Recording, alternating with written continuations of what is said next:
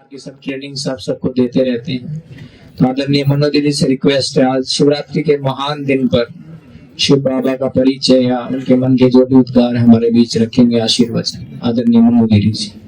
ओम शांति। आप सबको महाशिवरात्रि की बहुत बहुत दिल से शुभकामनाएं। मुबारक हो, मुबारक हो। शिव भोलानाथ की यूं ही अपार कृपा आपके जीवन में बरसती रहे, उनकी छत्र छाया सदा बनी रहे, यही मंगल कामना है। और हम चाहते भी हैं। आजकल की नई पीढ़ी तो कहीं ना कहीं व्यस्त हो गई डिजिटल दुनिया में, और कहीं ना कहीं आजकल उनकी मजबूरी है, प्रोफेशन ही ऐसा है। पहले पढ़ाई का जोर बचपन से लेके उनको तो ये भी नहीं पता रामायण में कौन से कैरेक्टर होते हैं और महाभारत में कौन से होते हैं, सारा मिक्स कर देते हैं, खिचड़ी बन गई। तो लेकिन उनको फिर भी बताना तो है, सत्य बात तो बतानी है उनको कि हकीकत क्या है जीवन की। वास्तविकता तो इंसान से जब दूर हो जाती है तो जीवन में फिर परेशानियां बढ़ने लग जाती हैं।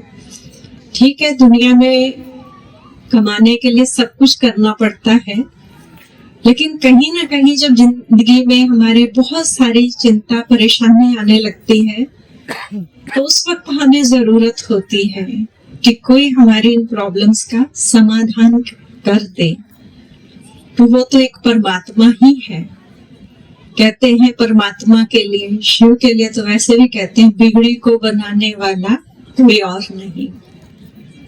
तो बनाने वाला एक ही है, और बिगड़ क्या गया है ये सब समझते हैं। कहीं ना कहीं हमारे कर्मों की गुत्थी बहुत ज्यादा उलझ जाती है, तब परमात्मा हमें ये समझ देते हैं। और आज जरूरत है उस परमात्मा को पहचानने की। तो जब हमें उसकी पहचान होगी तब हम अपना मन ठीक से उन पर एकाग्र कर पाएंगे। हमने शुरू में बहुत अच्छे से सुना कि शिवरात्रि पर कौन सा धतूरा और कौन सा जल चढ़ाना है। अब परमात्मा पर तो धतूरे जैसी चीज चढ़ा तो देते हैं। आप सोचिए, घर में मेहमान आते हैं, हम खाने पीने के लिए कितने तरह तरह के व्यंजन उनके आगे रखते हैं। धतूरे जैसी चीज तो कभी नहीं, पर शिवलिंग पर ही क्यों? चढ़ाना कुछ और था, कहीं ना कहीं समझ का फर्क पड़ गया। चढ़ाना तो अंदर का कड़वापन था, जो कहीं ना कहीं नेगेटिविटी हमने दुनिया में से रिसीव कर ली। ये भी ठीक नहीं, वो भी ठीक नहीं, सब तरफ का वो कचरा उठा लिया। जो बची हुई कसर थी, पहले लोग कहते थे 4 लोग गली में बैठ के तेरे मेरे की बात करते हैं। आजकल उसकी जरूरत नहीं है गली में बैठने की उसके लिए वो अकेले और एक फोन ही काफी है। वो सारी दुनिया की बातें वहीं मिल जाती है, कहाँ क्या हो रहा है। बस सारा दिन वही चीजें। सुनी हुई बात का इतना असर नहीं होता, आपको मालूम है अच्छे से। देखी हुई बातें तो दिमाग के अंदर घर कर जाती है। कोई जरा सा भी किसी के बारे में कह देना, कोई किसी को जरा सा बोले कि हाँ मतलब ठीक नहीं है उनका बिहेव, कहते हैं हाँ उनको तो हम बरसों से जानते हैं, वो ऐसे ही हैं। मतलब किसी ने तो एक ही लाइन बोली कि बिहेव ठीक नहीं है, मतलब कुछ ना कुछ गड़बड़ होगी व्यवहार में, बातचीत में। तो बस उसके बाद तो पूरा वो लंबा चौड़ा सुनाना शुरू कर देते हैं। जैसे दुनिया में होता है ना, किसी जगह सेल लगती है तो एक के साथ एक फ्री। तो यहाँ वो होता है कि किसी ने एक बात सुनाई तो 10 बात सुनाने के लिए हम फ्री बैठे हुए हैं। तो 10 क्या, हम तो 10 से भी ज्यादा सुना देंगे। पर वैसे किसी को कहा जाए कि अपनी क्वालिटीज के बारे में लिखें तो कोई नहीं लिख पाएगा। कमियां तो चाहे परिवार की हैं, चाहे खुद के बारे में भी बोले तो नहीं लिख पाएंगे। ब्रह्मा कुमारी के बहुत सारे प्रोजेक्ट हैं जिसमें स्कूल कॉलेजेस में भी चलते हैं। तो स्टूडेंट्स से अक्सर ये करवाते हैं स्कूल में कि अपनी क्वालिटीज लिखें, तो वो नहीं बता सकते। टीचर की लिखे तो वो भी नहीं आते। वो आउटर तो बता देंगे क्या पहनते हैं, किसमें हमारी टीचर स्मार्ट लगती है, वो सारी चीजें तो लिख देते हैं, पर इनर वैल्यूज का नहीं पता। तो उसका बहुत ज्यादा अभाव है आज के समय में, मॉरल वैल्यूज का। तो परमात्मा हमें बताते हैं कि वो क्यों हो गया, क्योंकि अंदर वो कड़वाहट आ गई, विषैलापन आ गया, जो हमने अर्पण करना है। क्योंकि जब कड़वाहट आएगी तो भीतर की मिठास तो चली जाएगी, क्योंकि एक टाइम पर एक ही चीज टिक सकती है। तो उसके लिए परमात्मा कहते हैं कि भीतर का हमें आत्म ज्ञान होना बहुत जरूरी है। तो जैसे कहा अक का फूल भी चढ़ाते हैं, बहुत साधारण होते हैं, मार्केट में बिकते नहीं है, वो यूं ही जगह जगह गली में और कहीं भी जंगल में उग जाते हैं, लेकिन फिर भी वो कोई इतना सुंदर बढ़िया फूल तो होता नहीं, साधारण है। तो हम बहुत विशेष थे। जब सृष्टि का आदि काल था तो हर एक में परमात्मा ने बहुत अच्छे गुण, अच्छी विशेषताएं भर के भेजा था सृष्टि पर, एक देव आत्मा के रूप में। पर आज इतने साधारण बन गए हैं तो मालूम ही नहीं। तो परमात्मा चाहते हैं कि वो साधारण बातें जो आपका बिल्कुल ऐसे ऑर्डिनरी लाइफस्टाइल है, जिसने आपको एकदम ऑर्डिनरी बना दिया है, वो बातें भी अक के फूल की तरह मुझ पर अर्पण कर दी जाए, स्वयं का अर्पण। तो वो तो हमें आया नहीं स्वयं का। कई लोग डर जाते हैं कि शायद भगवान पर अर्पण होना माना दुनियादारी, घर गृहस्थी सब कुछ छोड़ देना। नहीं, वो हमारा पिता है, वो अपने कैसे हम दुनियादारी छुड़ा सकते हैं? घर परिवार और भी तो परिवार के सदस्य उसी के बच्चे हैं ना, वो कैसे उनसे कहेंगे कि आप डिटैच होके चले जाओ, सन्यासी ले लो? तो परमात्मा कहते हैं कि घर परिवार आपने सब कुछ अर्पण कर दिया, अब आप उसे मेरी अमानत समझ के उस नजरिए से समझ के चलो। अब जब आप यहाँ से जाएंगे, कुछ तो सीख के जाएंगे ना यहाँ से, क्योंकि उस सीख को हम उस भोलेनाथ की ही कृपा समझेंगे, एक देन समझेंगे। खुद ही तो हम खड़े होके गाते हैं भर दो झोली, तो आज वो झोली ही भरने के लिए आए हैं। कोई ना कोई बहाना रचते हैं अपनी बातें बताने के लिए। तो इसीलिए जब घर में जाएंगे तो क्या सोचेंगे, वो घर किसका है? परमात्मा का घर है। घर का हर सदस्य कौन है? परमात्मा का बच्चा है। आधे से ज्यादा समस्याएं तो ये सोचने से खत्म हो जाती हैं जब हम हर एक को परमात्मा की संतान समझते हैं, उस नजरिए से देखते हैं। और इसीलिए गीता में भी कहा गया है कि आत्म ज्ञान होना बहुत जरूरी है। हम बार बार परमात्मा शब्द कह रहे हैं, तो हम कौन है? हम इस शरीर को चलाने वाली एनर्जी आत्मा है।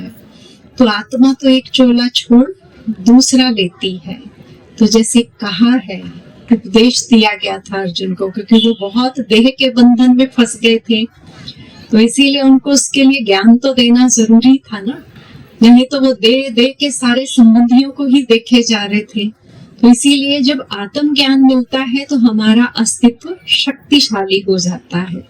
तो जैसे आत्मा, जैसे हम शरीर रूपी चोला एक छोड़ते दूसरा लेते, तो इसके लिए कहा वासांसी जीर्णानि यथा विहाय नवानि गृह्णाति न रूपरानि। तो जैसे शरीर रूपी चोला बदली किया जाता है, ऐसे आत्मा भी शरीर रूपी चोला बदलती है। जैसे शरीर का वस्त्र, ऐसे आत्मा का वस्त्र। तो शरीर के वस्त्रों की तो धुलाई हो जाती है जो इसके ऊपर पहने जाते हैं, लेकिन ऐसे ही कहा तथा शरीरानि विहाय जीर्णानि अन्यानि संयाति नवानि देहि। तो इसी तरह ये शरीर भी हमारा आत्मा चोला बदलती है। तो जब हमें ये आत्म ज्ञान पूरी तरह से हो जाता है तो हमारा जो बेस है वो बहुत शक्तिशाली हो जाता है, क्योंकि परमात्मा जो है वो शरीर का पिता नहीं है, वो आत्मा का पिता है। तो अभी हम बहुत सुंदर प्रस्तुति भी देख रहे थे कि बार बार उसकी महिमा का वर्णन हो रहा था कि वो सुखों का सागर है, वो प्रेम का सागर है, दया की गागर है। तो अब लेना किसके ऊपर है? हमारे ऊपर है। अब वो हम टब भर के लेते हैं, चम्मच भर के लेते हैं, वो हमारा स्टेमिना है। बाकी तो है कि दुनिया में तो बहुत भागदौड़ है, बिजी शेड्यूल है, लेकिन सबसे वैल्यूबल चीज क्या है? इंसान के पास जो फुर्सत के पल होते हैं वो सबसे वैल्यूबल चीज है।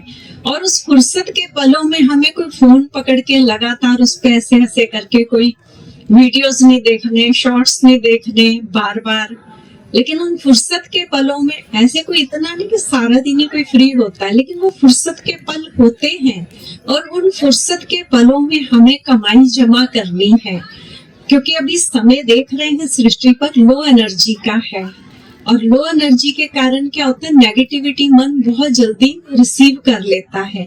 फिर हमें लगता है कि हम आज खुश नहीं हैं, हम बड़े उदास हैं, हम दुखी हैं। तो इसीलिए वो चीजें अपने आप ठीक हो जाती है, क्योंकि हम वो जगह जगह जब भी हमें टाइम मिले हम थोड़ा थोड़ा मेडिटेशन भी करते हैं, एक एक मिनट भी, तो वो चीज हमें एनर्जी देती है। 1 मिनट का मेडिटेशन भी हमें कम से कम 4 घंटे के लिए तो चार्जिंग किए रखता है हमारी, ये पक्की बात है। आप कुछ देर के लिए भी ऑफिस में भी बैठे बैठे सोच लेते हैं ना कि मैं आत्मा प्रकाश स्वरूप, मेरा पिता प्रकाश स्वरूप, और वो मुझे वो शक्ति, वो एनर्जी दे रहा है, मेरी चार्जिंग हो रही है। तो वो वाली चीज अचानक कोई भड़कता हुआ सामने आएगा तो आपकी वो एनर्जी आपको बचा लेगी और आपको इस चीज का एक्सपीरियंस बहुत अच्छा होगा। जैसे वो भी सुना रहे थे अनुभव, आप भी ऐसे अपना एक्सपीरियंस सुनाएंगे कि देखो इस तरह की प्रैक्टिस से हमें इतना ज्यादा सपोर्ट मिली। नहीं तो बोलने में क्या इंसान है कि 10 के बाद तो बातों का तो अंत ही नहीं होता, और जहां लड़ने झगड़ने पे आ जाते हैं फिर तो मरने मराने पे भी आ जाते हैं। तो आजकल जब हम परमात्मा से सारे संबंध जोड़ लेते हैं तो मन की हर बात हम परमात्मा को बहुत इजीली कह सकते हैं। आजकल जैसे यूथ में बहुत ज्यादा चल रहा है, सुसाइडल केस बहुत ज्यादा बढ़ रहे हैं दुनिया में। तो होता क्या है, बच्चे पढ़ लिख रहे हैं, घर में शेयर करना नहीं, आपस में शेयर करते रहना, फिर समाधान मिल नहीं रहा, जॉब वगैरह के लिए कुछ नया बिजनेस शुरू करना है, लोन ले लिया, प्रेशर एक का था ऐसे ही, तो अंदर ही अंदर सोच लिया, फिर उसकी बात कहीं पता चली तो फिर गाइड किया कि नहीं एक बार आप शेयर करके देखो। कोई भी माँ बाप अपने बच्चे को ऐसे जाने नहीं देगा, वो खुद तंगी में रह लेगा लेकिन उसका जो भी लॉस हुआ है उसे पूरा करेगा। तो इसी तरह परमात्मा भी हमारा पिता है। जब हम अपने दुखी मन की बातें दिल से ईश्वर के आगे रखते हैं, परमात्मा को कहते हैं और भगवान के नाम खत लिखते हैं, ब्रह्मा कुमारी में आप मेडिटेशन सेंटर पे कहीं भी जाएं, माउंट आबू में चाहे आपके शहर में है, तो वहां को आपको मेडिटेशन सेंटर में एक लेटर बॉक्स मिलेगा। तो स्पेशल इसीलिए रखा होता है, उसमें कोई नाम नहीं कोई लिखता अपना, लेकिन वहां बहुत ज्यादा परेशानी होती है। कई बार उनको इतना उलझे होते हैं, टेंशन वाले पर्सन तो दूसरे की बात सुनते ही नहीं है, उनका तो अपना ही तूफान चल रहा होता है, तेज तेज तेज तेज। तो उनको कहते हैं आप बैठिए यहाँ मेडिटेशन रूम में और अपने दिल की बातें सारी ईश्वर को लिखिए कि मेरे मन में ये दुविधा चल रही है, मैं कैसे इसका समाधान पाऊं। और ऐसे वो रोज लिखते हैं और उनको उस चीज का रिजल्ट मिलता है, क्योंकि किसको बता रहे हैं, इस संसार की जो हाईएस्ट ऑलमाइटी अथॉरिटी है स्वयं परमात्मा। तो परमात्मा ने हमें जीवन जीने के लिए बहुत सारे टूल्स दे रखे हैं, ऐसी बात नहीं है, लेकिन हमें यूज ही नहीं करने आते। जैसे घर में कोई काम की चीज पड़ी हो पर हम अनजान है और समय के वक्त हमें याद ही ना आए हो तो वेस्ट है। तो इसी तरह परमात्मा ने मन की शक्ति, मन की शांति, अंदर की सहन शक्ति, संयम सब दे रखा है, पर याद ही नहीं आता समय पर। तो याद कैसे आएगा जब हम कोई 1-1 मिनट वाला मेडिटेशन करेंगे। कई आते हैं कहते हैं हमारे से तो मेडिटेशन होती ही नहीं है, हम तो बैठ ही नहीं सकते, लेकिन थोड़ा सा भी प्रयास करेंगे तो हो जाएगा। हम ये वाला गलत मैसेज दिमाग से निकाल दें कि हम कर नहीं सकते। हम जो भी प्रॉब्लम है, जो भी कमी है, जो भी कोई नेगेटिव बातें हैं, तो उसके ऑपोजिट हम अच्छा अच्छा सोचना शुरू कर दें तो अपने आप ही हमें उसका सॉल्यूशन मिलना शुरू हो जाएगा। तो इसीलिए आज अंदर का सारा कड़वा पंच अर्पण करना है। स्वयं का जो भी ऑर्डिनरी लाइफस्टाइल है, जो अक के समान है वो, या जो व्यर्थ बातें, वेस्ट बातें हैं, ये भी परमात्मा ने कहा है वो सब शिव पर आप अर्पण कर देंगे तो वो भोलानाथ तो बहुत खुश होंगे। ये आपको लगता है कि वो अक वाले फूल चढ़ा के ही भोलानाथ खुश होंगे। अंदर की सारी नेगेटिविटी जब हम चढ़ा देंगे और अंदर से थॉट लेंगे कि मैं आज के बाद अच्छा व्यवहार करूंगा, अच्छी मतलब मिठास वाली बातें ही औरों को बोलूंगा, तो परमात्मा अच्छा भी तो अर्पण किया जाता है परमात्मा पर।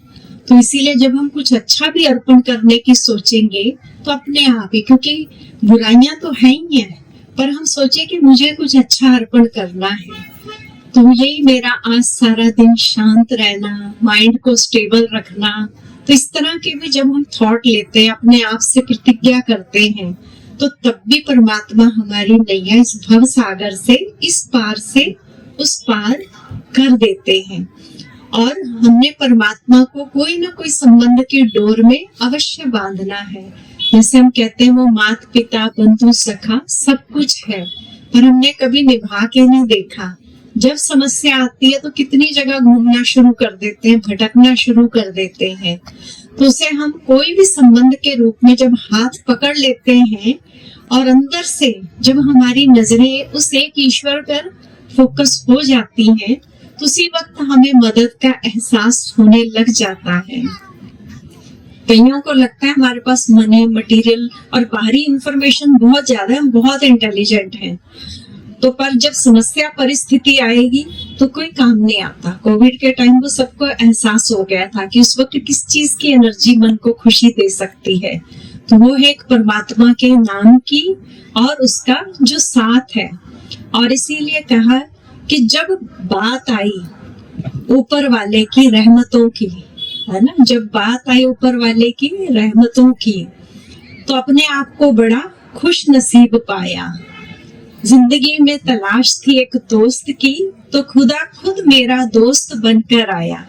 देखो, जो दिल की बात होती है वो दोस्त को बड़े आराम से सुनाई जाती है। होता है ना, हर एक के फ्रेंड्स तो होते हैं, चाहे फीमेल्स की भी फ्रेंड्स होती हैं, मेल्स की भी होती हैं, बच्चों के भी होते हैं। सबसे ज्यादा अट्रैक्शन का होता है कि कोई भी बात है, घूमने फिरने जाना है, दोस्त के साथ ज्यादा मजा आता है।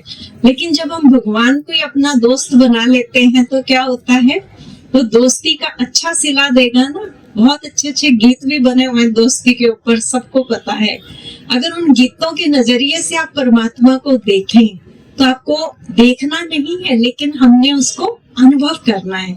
एक तो आपने घर जाते हुए ये पक्का करना है कि घर किसका है, उस परमात्मा का है। परिवार के सदस्य कौन है, मैं कोई अनजान लोगों के बीच में नहीं तो लोग समस्या आने पे अक्सर कह देते हैं मेरा कौन, कोई नहीं है अपना।